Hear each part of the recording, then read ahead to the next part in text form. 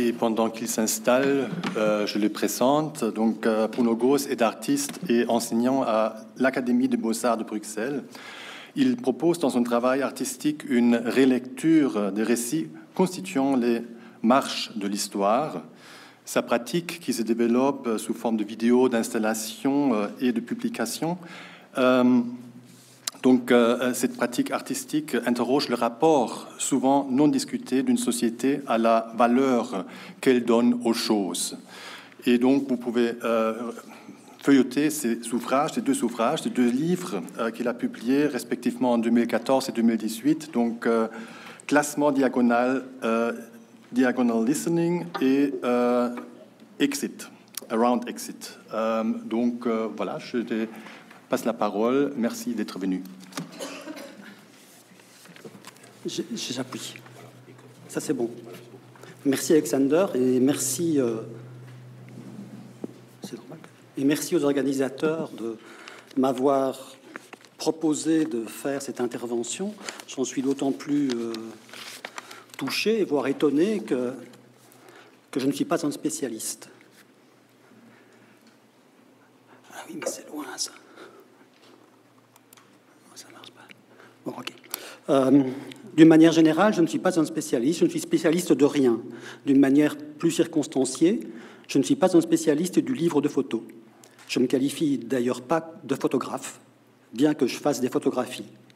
Ce qui compte pour moi, je crois, ce sont les rapports, les rapprochements, les comparaisons. S'il y a des photographies dans mon travail, c'est pour qu'elles établissent des rapports ou parce qu'elles sont susceptibles d'établir des rapports entre elles ou avec des objets, des textes, des documents, un espace. La photographie est donc toujours construite pour être mise en tension avec autre chose. Bon, rien de bien révolutionnaire à ça, rien de bien neuf.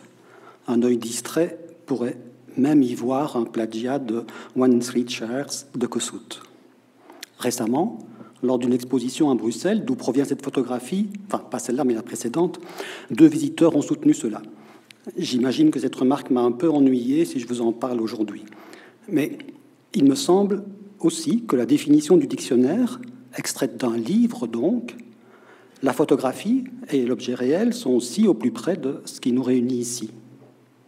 Selon moi, ma chaise longue est assez différente de sa chaise quant à son fonctionnement. Mais je me trompe peut-être, je vous laisse juger. La chaise transatlantique n'est pas aussi anonyme que la chaise. D'une part, son nom, transat ou deck chair, a survécu à la modification de son usage. Il y a longtemps que ce ne sont plus des paquebots qui nous permettent de traverser l'Atlantique. Mais le nom de cette première utilisation est resté, bien qu'on puisse également dire chaise longue.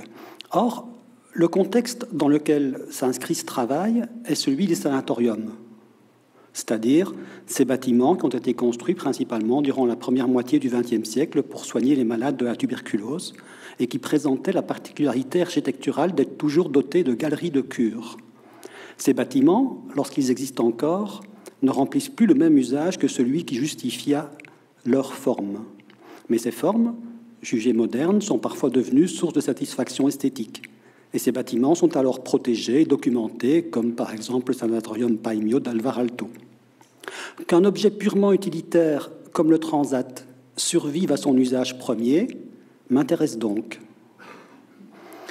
Ce qui n'apparaît pas dans la définition, mais que l'exposition montrait, c'est que ces transats ont été utilisés dans les cures d'air, que ce soit dans les sanatoriums, dans les préventoriums ou dans d'autres activités, ou plutôt non-activités, liées à l'importance de l'exposition à l'air et éventuellement au soleil pour des raisons hygiénistes. Enfin, bien entendu, ces transats sont aussi devenus de simples chaises de jardin ou de plage, pas très confortables, mais assez légères pour être emportées partout. 3 usages différents, en fonction des périodes donc, liés au long voyage en paquebot, liés à la tuberculose, que l'on soigne ou que l'on évite, puis liés au congé ou au temps libre. 3 usages, un seul nom. D'autre part, il n'y a pas d'objet réel comparable à l'objet réel appelé chaise chez Kossuth. À sa place, une image en couleur d'un transat volant ou en lévitation. et un simple morceau de transat réel utilisé comme support. Mais il y a bien une photo frontale du transat et une définition. Lorsqu'on se retournait, on voyait un autre ensemble qu'un coup d'œil rapide aurait pu prendre pour un plagiat de la même œuvre de Kossuth. Une définition, une chaise transatlantique photographiée de face, un morceau de transat réel et une autre photographie sous plexi. Ah, ce n'est pas un transat en lévitation cette fois, l'image est un peu plus énigmatique. La définition n'est plus celle d'un transat, mais de la simili-gravure. La simili-gravure, c'est une technique de reprographie qui simule l'imagerie en ton continu par l'utilisation de points, variant soit en taille, soit en espacement, générant ainsi un effet de gradient. Cette reproduction repose sur une illusion d'optique fondamentale. Lorsque les points de trame sont petits, l'œil humain interprète les zones à motif comme s'il s'agissait de tons continus. Nous avons donc affaire à l'illusion de la continuité entre des valeurs différentes, au sens de valeur tonale, illusion du passage progressif du blanc au noir, alors qu'il n'y a en réalité que deux valeurs, le noir et le blanc. On voit à une certaine distance toutes les valeurs intermédiaires. On devrait alors s'intéresser un peu plus à la manière dont l'image de la chaise transatlantique est imprimée, au moyen d'une trame que j'ai voulu très grossière d'ailleurs. Les gens sont si peu attentifs. Il est donc pour moi question d'expérimenter le passage de la continuité à la discontinuité, et ce par simple déplacement de son corps. Si je m'approche, je vois la discontinuité des petits points. Si je m'éloigne, je vois une continuité. Passer de la continuité à la discontinuité est donc affaire de point de vue, un peu comme passer de l'intérieur au grand air dans un sanatorium, de la maladie à la santé. L'image que j'ai d'abord qualifiée d'énigmatique semble maintenant liée à cet effet de trame. On voit surtout qu'elle est composée de petits points. Mais ces petits points n'ont rien à voir avec la trame mécanique. Il s'agit au contraire d'une forme plus organique qui se justifie de ce qui a été photographié sur cette image, soit le développement de moisissures sur du pain. Moisissure qui s'appelle Penicillium notatum, soit ce qui a permis d'isoler la pénicilline qui permet de traiter certaines infections. Pas la tuberculose. Mais cette découverte a mis en route les recherches qui ont permis de découvrir la streptomycine, qui, elle, était très efficace pour inhiber le bacille de Koch et ainsi traiter la tuberculose, ce qui a sonné le glas des traitements naturels, de la cure d'air, pour raisons thérapeutiques et donc des sanatoriums. Mais en fait, l'ordre que je viens de donner à mon récit me semble bien problématique. J'ai d'abord parlé de l'ensemble contenant la définition du transat, mais en entrant dans le lieu d'exposition, on était d'abord confronté à la définition de la simili-gravure. Et ce n'est qu'en se retournant que l'on voyait la définition du transat. Bien sûr, on ne sait jamais quand on lit et quand on est distrait. Et on ne sait pas non plus, pour les cartes postales. On ne sait jamais très bien comment les personnes qui rentrent dans le lieu d'exposition, qu'est-ce qu'ils vont d'abord lire, qu'est-ce qu'ils vont d'abord regarder. En entrant, donc, carte postale, simili-gravure, sculpture et images de moisissure pouvaient tomber sous le regard. Seule la définition du transat ne pouvait se percevoir qu'en second lieu, après être entré et avoir pivoté sur soi-même. C'est le déplacement du corps du spectateur dans l'exposition qui met de l'ordre dans le récit de l'exposition. Bon, cette introduction un peu longue était destinée à préciser ce que j'entends par « je ne suis pas un photographe ». Ce qui compte pour moi, ce sont les rapports ou les relations entre les éléments que je convoque, parmi lesquels se trouvent des photographies, mais aussi des documents, des textes, souvent des objets, parfois même l'œuvre d'un autre artiste. Je voulais également préciser que s'il y a relation ou rapport, la question de l'ordre des enchaînements devient extrêmement importante. Je fais donc des recherches qui conduisent à des expositions et parfois je fais des livres. Parfois, je fais des livres avec le matériel qui a servi à l'exposition, mais parfois, je ne fais pas de livres. C'est ce que j'aimerais interroger avec vous. Qu'est-ce qui fait que parfois, il y a un livre et parfois, il n'y en a pas? Peut-on déterminer des éléments qui rendent le livre nécessaire et en même temps, interroger ce qui fait que parfois, ce n'est pas nécessaire? Pour ce faire, je parcourrai rapidement avec vous une petite histoire de mes rapports au livre. Bon, je suis quand même vieux, la petite histoire sera peut-être un peu longue. Parfois, le livre est un projet. Dans ce cas, il est là dès le début du travail. Par exemple, jeune, je faisais de la bande dessinée. La forme de l'album préexistait au travail. C'était important pour moi, cette préexistence qui me rassurait et me ramenait à ma table de dessin avec la même évidence que le cheval de labour suit son sillon. Il suffisait d'avancer. Il n'y a pas grand-chose à en dire. En même temps que je faisais de la BD, et par la suite uniquement, j'ai eu une pratique que je qualifierais de formelle. Il s'agissait de mettre des matériaux en rapport, de déplacer certaines oppositions. Je voyais ce travail à la fois comme autonome, coupé du monde, et plutôt métaphorique de ce qui peut s'y passer. Donc, durant plusieurs années, j'ai dessiné, peint, coupé, collé. J'ai fabriqué des objets. Voici comment j'en parlais alors. On me demandait ma démarche. Je disais, essayons de rester au plus près du faire, de l'expérience du faire, de son évidence, au risque qu'elle soit plate. Mettons à plat, sur la table. Il est question d'empreintes issues de l'écrasement de peinture entre un tube d'aluminium de section carrée et une feuille de plexiglas. L'empreinte est toujours double. Elle apparaît dans sa division, une part sur le plexi, une autre sur l'alu. Il n'y a pas de prévalence de l'un sur l'autre, pas une matrice et une empreinte, pas le don d'une forme à une matière. Dès lors, est produit du même coup l'un et l'autre et l'entre-deux. Ce rapport s'établit par le marquage d'un volume, le tube d'aluminium, sur une surface, le plexi. Mais c'est tout aussi bien la surface qui se marque sur le volume. Et l'on pourrait aussi parler de l'étalement, du dépli des 4 surfaces du tube et du volume du plexi, celui-ci étant marqué sur une face ou sur l'autre. Quelque chose se joue du côté de l'échange, échange de place, échange de position, échange des différences. L'appareillage 2 par 2 des empreintes vient montrer que ce qui est ici maintenant a été là auparavant, que ce qui se voit double n'est que moitié, a été une seule et même chose, mais en même temps que cette chose une n'a jamais existé en tant que présentée. Lorsque la peinture est écrasée, elle n'est qu'en un endroit, mais on ne peut l'y voir. Pour la voir, il faut séparer la barre du plexi. Et à ce moment-là, il y a 2 empreintes. Alors, suite à la proposition d'un éditeur de livres d'artistes, j'ai fait une tentative de poursuivre ces gestes et fonctionnements dans un livre.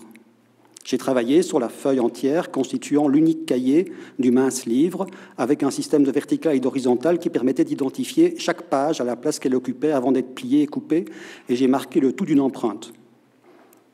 Mais je n'étais qu'à moitié satisfait. Les gestes sont différents, puisqu'ici, l'empreinte devait être réalisée par un objet que je devais après escamoter. Je n'ai pas trouvé de principe d'équivalence suffisamment fort et je n'ai pas poursuivi dans cette voie. Je vous donne 2 images de ça et si ça intéresse quelqu'un, il me reste un exemplaire que vous pouvez consulter. À la même période, dans un autre contexte, j'ai conçu un catalogue de vente par correspondance en mettant en évidence le fonctionnement des pièces en question. C'est ce que j'ai distribué il y a 2 minutes. Cette publication est venue dans un second temps par rapport aux œuvres. Elle a aussi suscité la possibilité d'une œuvre qui ne serait actualisée qu'en cas de vente préalable. Il était surtout question de prendre au sérieux l'équivalence entre la somme d'argent dépensée pour acquérir une œuvre et l'œuvre elle-même. Si l'œuvre est le résultat d'une série de gestes et de décisions, il faut que le prix payé soit lié à ces différentes opérations. Il s'agissait en quelque sorte d'un mode d'emploi qui décrivait la manière dont les pièces étaient faites et dont on prenait conscience en faisant le calcul. Comme vous pouvez le voir, les photographies des œuvres à vendre ne permettaient pas de se faire une idée visuelle précise de l'œuvre. On n'en voyait qu'un morceau, elle se mêlait avec d'autres, où le point de vue inhabituel n'en montrait que l'épaisseur. Mais ce catalogue a suscité un travail photographique. Il n'était pas question de reproduire une œuvre au moyen d'une photographie, mais plutôt de faire une photo à partir d'œuvres mises en scène. La brochure était imprimée sur un papier journal et a été envoyée au carnet d'adresse du Centre d'art néerlandais où j'étais invité à exposer avec d'autres artistes. J'avais expliqué que je n'exposerais que les pièces vendues par ce moyen. J'ai failli ne rien exposer. Finalement, j'ai tout de même montré une pièce. Heureusement qu'il y avait une page prix libre. Ce catalogue a été pour moi la manière de sortir de l'approche formelle autonome et d'injecter dans les processus propres à l'atelier une part qui lui est extérieure. Le premier livre était une tentative d'équivalence de gestes. Celui-ci apparaît plutôt comme un supplément permettant d'injecter certains rapports sociaux, commerciaux, dans le travail. Je passe certaines étapes. Après la forme qui préexiste, la tentative de trouver une équivalence de gestes, le catalogue qui se sert du calcul pour expliquer la manière dont les choses sont faites, il y a eu Waterloo. J'habite pas très loin du champ de la bataille de Waterloo. Je ne m'étais jamais intéressé à cette histoire.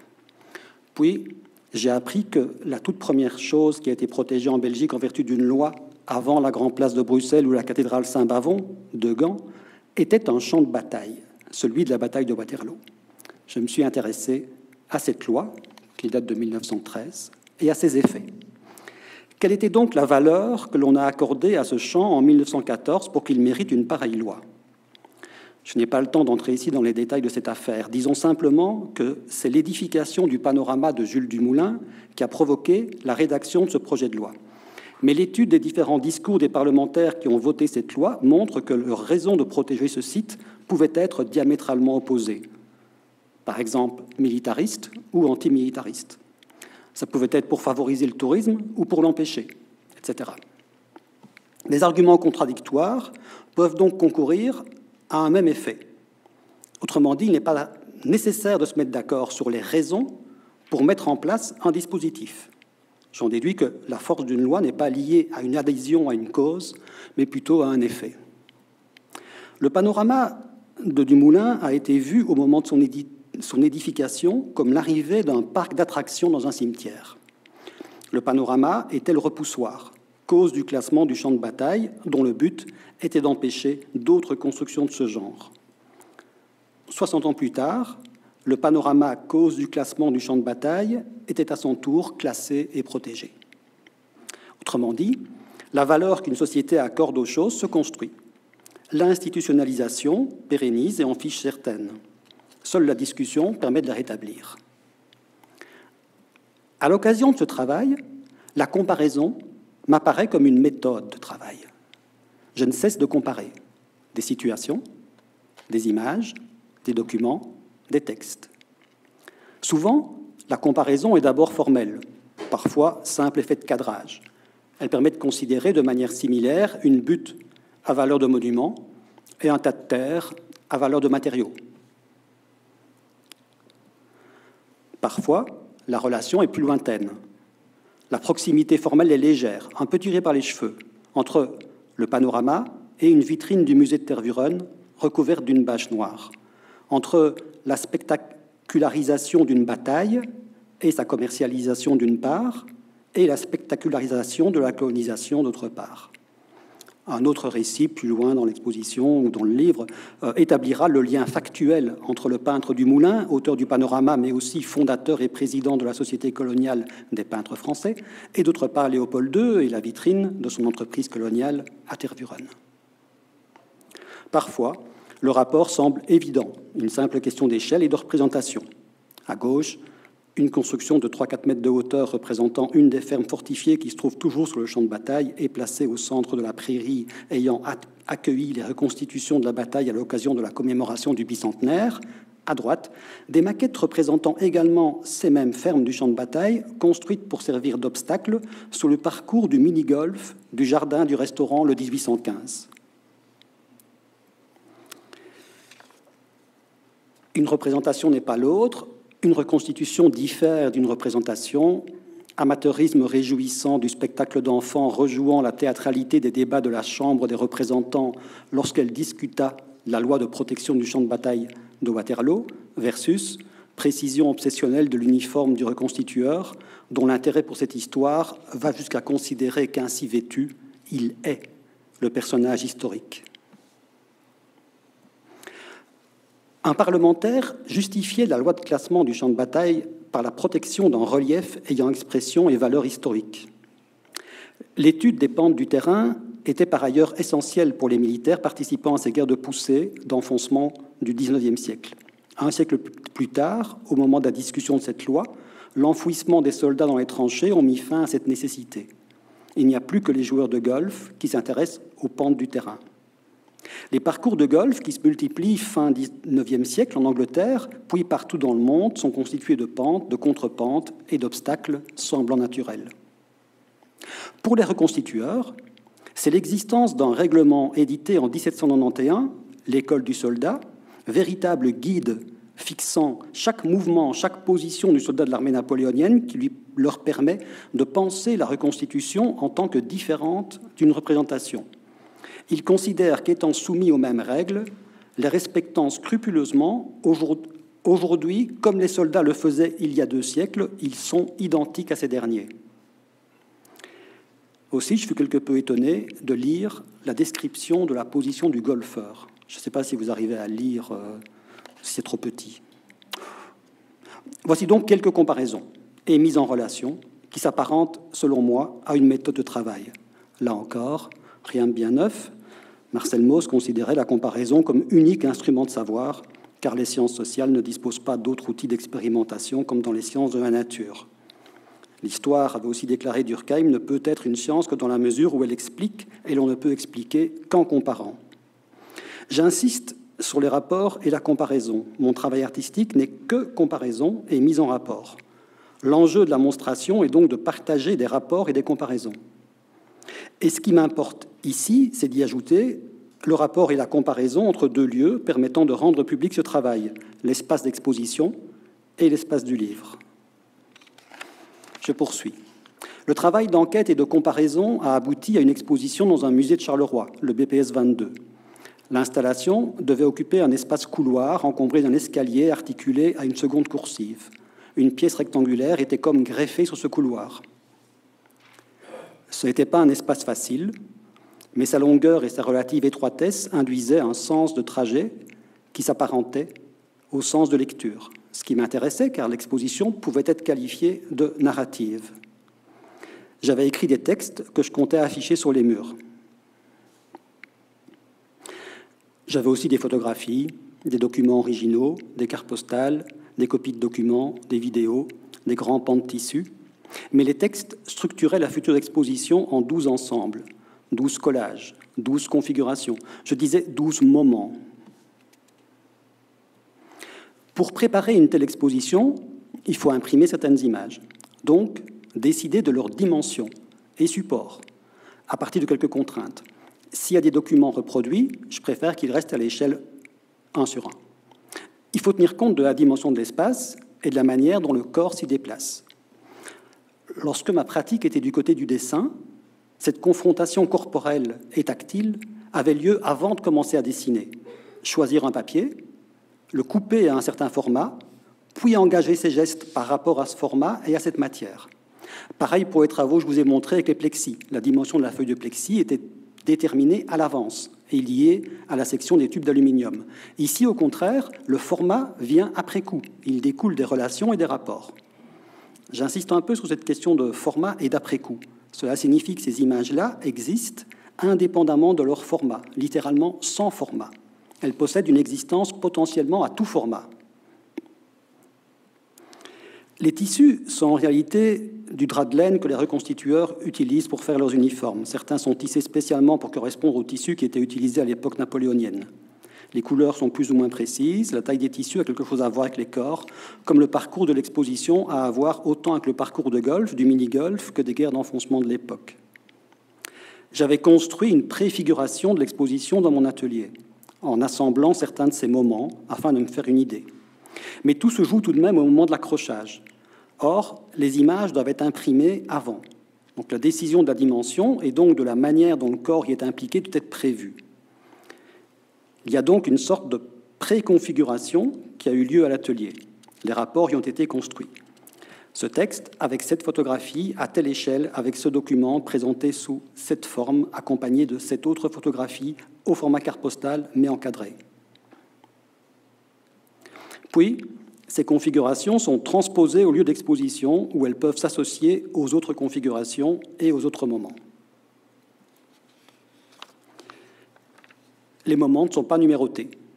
Il est important pour moi qu'il n'y ait pas un début et une fin. On pouvait entrer par ici.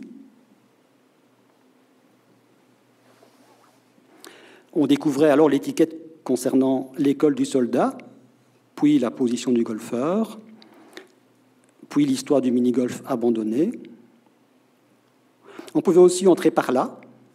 On commençait alors par le récit de l'exposition internationale de Bruxelles de 1897 et de Léopold II qui avait reconstitué à Tervuren 3 villages noirs.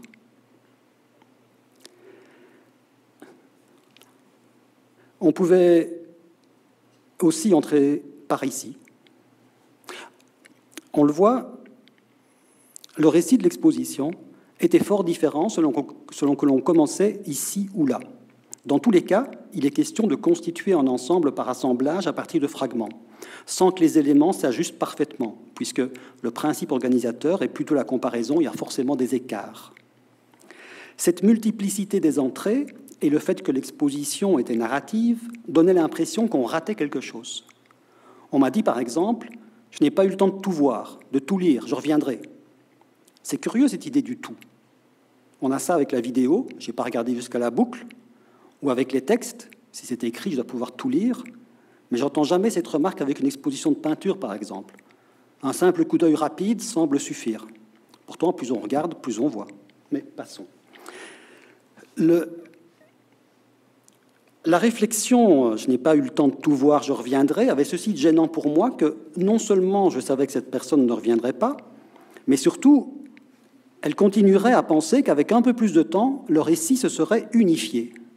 Et donc, cet effort pour ne pas imposer un récit totalisant, voire pour ne pas le permettre, pour que le spectateur participe à la mise en ordre des éléments rapportés, pour qu'il soit réellement mis au travail par l'installation, cet effort était vain. Cette remarque, bien qu'anecdotique, voire simple convention sociale, a néanmoins été déterminante dans l'idée de faire un livre.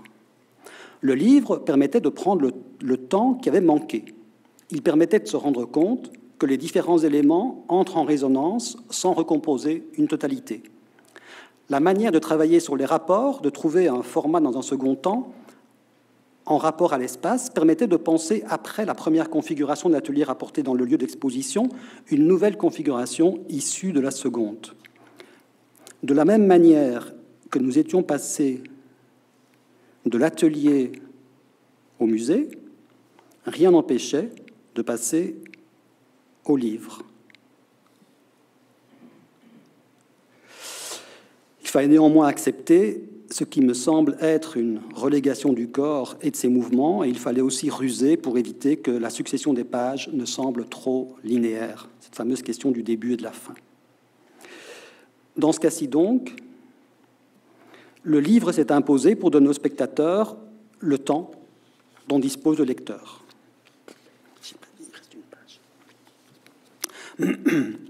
En 2020, je préparais une exposition qui devait se tenir, et s'est effectivement tenue à la galerie Kogo à Tartu, en Estonie. 2020, c'est l'année du Covid, le moment où tout s'est arrêté. Mais souvenez-vous, le Covid n'a pas atteint toutes les régions en même temps, à la même vitesse. Si en Belgique et en France, dès le mois de mars 2020, nous étions toutes et tous confinés, en Estonie, le taux de contamination était encore très bas et on pouvait encore circuler normalement sans même être masqué. L'exposition était prévue en octobre. Néanmoins, il n'était pas certain que je pourrais m'y rendre. J'ai donc conçu l'exposition de telle manière que, si je ne pouvais m'y rendre, quelqu'un d'autre, sur place, pourrait tout de même la monter. Ceci m'a conduit à faire une maquette assez précise. Enfin, je dis maquette, mais en réalité, j'utilise des outils de mise en page, InDesign. J'indique la dimension des murs à la place de la dimension d'une page et j'organise mes éléments en variant leur place, leur dimension, en modifiant les groupements, etc. Je pense l'exposition avec l'outil de mise en page. Je pense l'exposition comme une mise en page. C'était une sorte de mode d'emploi. Il y avait des sculptures réalisées à partir de structures de transat modifiées, démontées pour être expédiées et qu'il fallait reconstruire. Et puis surtout, il y avait le travail sur les murs, qui a donné ceci. Finalement, j'ai eu la possibilité de me rendre sur place pour monter l'exposition. Tous mes plans étaient arrêtés, mes modes d'emploi rédigés, jusque dans les moindres détails, mais malgré tout, je voulais y aller. Pourtant, je savais que je n'y ferais pas beaucoup de rencontres, car je ne pouvais que me rendre à la galerie pour accrocher. Je ne pouvais pas aller prendre un verre ou manger avec quelqu'un, de même que je n'ai pas eu l'autorisation de participer au vernissage. Mais ce à quoi je tenais, c'est à être présent dans le lieu, à expérimenter les images, objets et textes avec mon corps, m'y promener, laisser le regard s'accrocher à une chose, brouter une surface, comme aurait dit Klee, attraper un mot ou s'arrêter sur une phrase, se déplacer. Cette expérimentation corporelle, bien qu'elle n'ait pas eu beaucoup d'effet sur ce à quoi ressemble l'exposition, était pour moi essentielle. On peut dire qu'il y a deux phases distinctes. Une phase de conception. En musique, on dira l'écriture, qui essaye des associations possibles, décide de rapports de forme, de dimension, de texte, et une phase de création qui implique corps et espace. Le fait que la phase de conception se fasse avec un outil de mise en page permet de transférer son fonctionnement à une publication avec peu de pertes et fracas. L'exposition de Tartous a donné lieu à un article dans La Part de l'Œil. Depuis quelques années, la revue d'esthétique La Part de l'Œil a ouvert ses pages à des propositions d'artistes, propositions libres, ce qui permet de sortir un peu du format reproduction d'œuvres d'art plus texte. Comme vous voyez, j'ai joué sur la proximité entre la perception de l'espace et la perception de la page. Cette double page est une photo du mur de l'exposition à la Galerie Kogo. Je n'ai que retypographié le texte qui était à l'origine soigneusement écrit sur le mur au crayon. Cette double page suivait celle-ci qui combine assemblage sur la page et photographie d'ensemble sur le mur. Donc il y a une partie qui est recomposée à gauche et la partie droite, c'est une photo qui est directement extraite du mur. La mise en page était déjà là avant l'exposition. On la retrouve après l'exposition. Entre les deux, un corps et un espace ont été remplacés par un autre, l'espace du livre. Le livre est là du début à la fin, mais pas vraiment dans cet ordre-là. Il me reste sans doute à penser le livre suivant comme un assemblage d'assemblages, en mettant comme bout à bout plusieurs expositions et plusieurs propositions. Alors, je vous ai apporté une dernière image qui n'a rien à voir.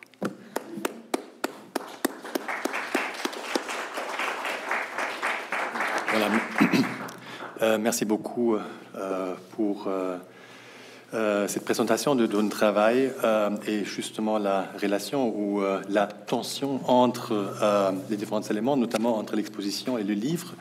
Je pense qu'il nous reste encore 5 minutes, un peu plus pour la discussion.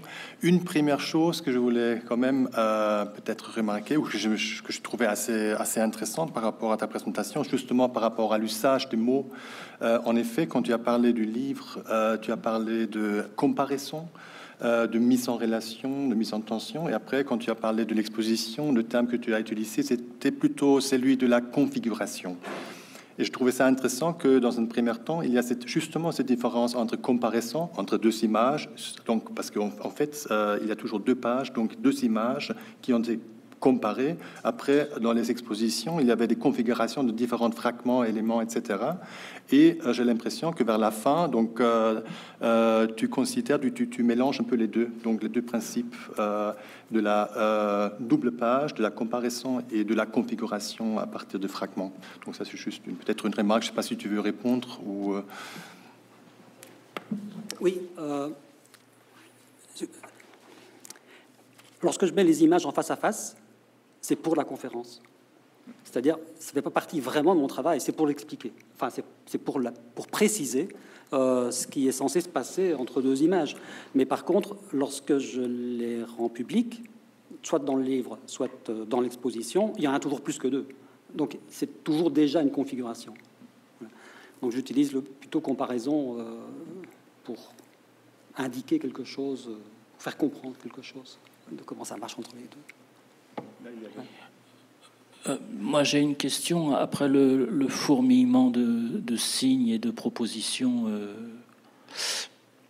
qui va te paraître un petit peu brutal, parce que très simple, moi, j'ai pas pu, puisque vous parlez de comparaison, j'ai pas pu m'empêcher de penser à Marcel Protters et à Refkes, qui sont deux artistes belges sacrément posé la question et de l'exposition et du regard et de la relation à l'institution, et surtout ces deux artistes qui ont produit des livres d'artistes incroyables. Marcel Protter, je crois qu'il en a produit 80 éditions et multiples. Et Ref Guess, lui, produisait systématiquement quelque chose pour chaque exposition publique. Mais au contraire de Marcel Protter, c'était diffusé gracieusement ou vendu 1 euro ou 2. Si vous aviez, alors je sais que c'est un peu brutal comme question, si vous aviez à choisir entre Marcel et Ref, c'est quoi votre histoire actuellement? Moi, j'ai un petit fait pour les Marcel, de manière générale.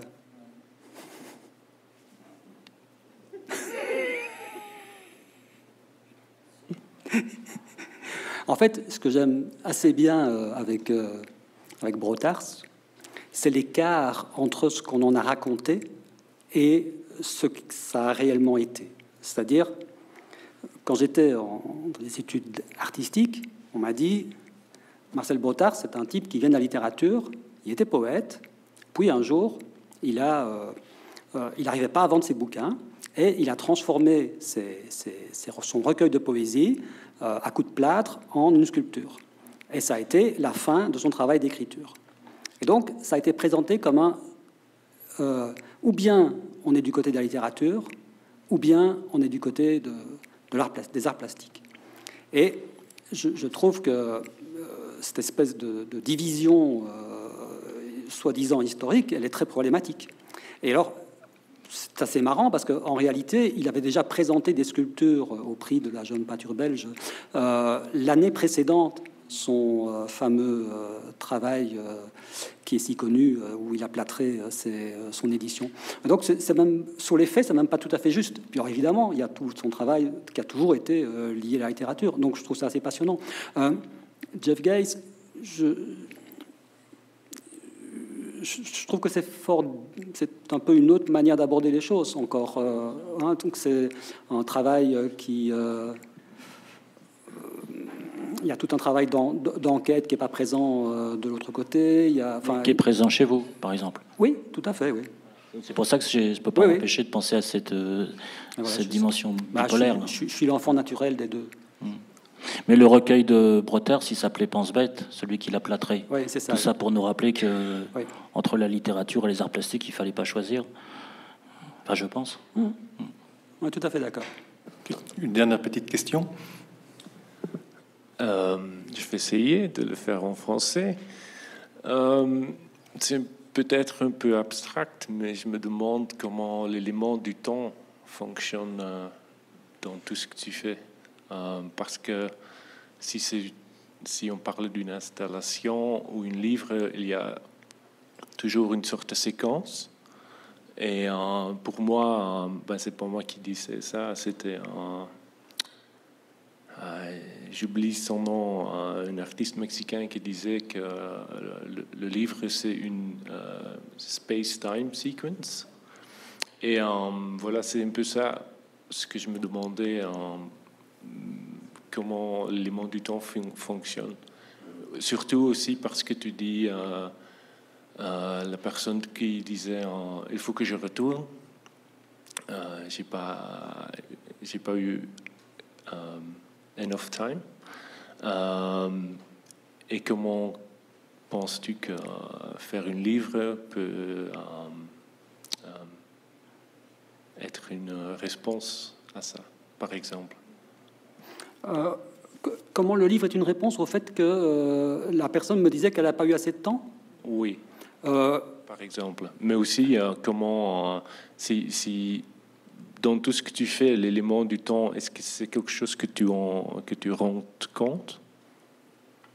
Oui. C'est un peu abstrait, peut-être. C'est-à-dire que dans le cas de l'exposition à Charleroi, c'est un lieu qui est très grand et où il y avait 3 expositions. La mienne était une partie. Et ce qui était assez évident, c'est que le rythme dans lequel on parcourt une exposition est variable. C'est-à-dire qu'il y a des endroits qu'on parcourt, il y avait des choses avec des nappes sonores, tu restais là un certain temps, tu déambules à une certaine vitesse, et ça correspond à ce qui permet d'expérimenter la proposition artistique. Puis à côté, il y avait une exposition qui était plus des œuvres différentes de la collection qui étaient exposées, et tu le fais aussi avec une vitesse relativement rapide. Et puis tout d'un coup, tu arrivais dans la partie dont je m'étais occupé, et tu étais obligé de ralentir le pas. Et cette idée de ralentir le pas, il y a quelque chose qui est plus compliqué. C'est très différent d'aller uniquement voir ça. Et donc, ça crée une certaine frustration. Ça ne veut pas dire qu'il n'y avait pas moyen. C'était juste que moi, ce qui m'a gêné, c'était l'idée qu'on puisse croire qu'il suffisait de rester plus longtemps pour que tous les bouts se remettaient ensemble. Ça m'ennuyait. Alors, je me suis dit, si on a un objet qu'on peut prendre avec soi, qu'on peut lier dans son fauteuil, là, tu peux y revenir autant que tu veux. Tu peux le lire 2 fois si tu as envie. Si tu as une frustration, il n'y a pas de problème. Et si tu l'abandonnes, tu l'abandonnes. C'est très bien aussi. C'est pas un problème. Hein? Ou quoi, ou pas du tout? Tu ne le lis pas du tout. Ou tu le lis pas du tout. Oui, bien sûr. Ça, c'est pas non plus problématique. Mais c'était juste que de pas permettre d'en refaire quelque chose, un récit totalitaire, un récit qui serait complètement lié. Et alors, ce que je voulais, parce qu'il y a j'ai entendu 2 choses dans ta question. Il y a aussi la question de la séquence en fonction du moment où les choses sont faites. Et à cause de cette invitation, j'ai un peu réfléchi à comment ça se passe pour moi. Et c'est pour ça que je suis venu avec cette histoire d'avoir dû tout préparer à l'avance, parce que je pensais que je ne pouvais pas aller faire l'exposition. Et donc tout d'un coup, ce que je me suis dit, c'est quand j'ai préparé cette exposition, j'étais déjà en train de mettre en page l'article qui en réalité est apparu après. Mais ce que je faisais, c'était le mettre en page. Et donc, c'est pour ça que j'avais ce titre-là du début à la fin, mais pas dans cet ordre-là, qui était un peu énigmatique. Et c'est parce que finalement, je ne sais pas à quel moment les choses ont commencé. Dans un cas, je vois bien quand ça a commencé. Il y a d'abord eu l'exposition et puis il y a eu le livre. Et dans le deuxième cas, ça me paraît beaucoup plus ambigu.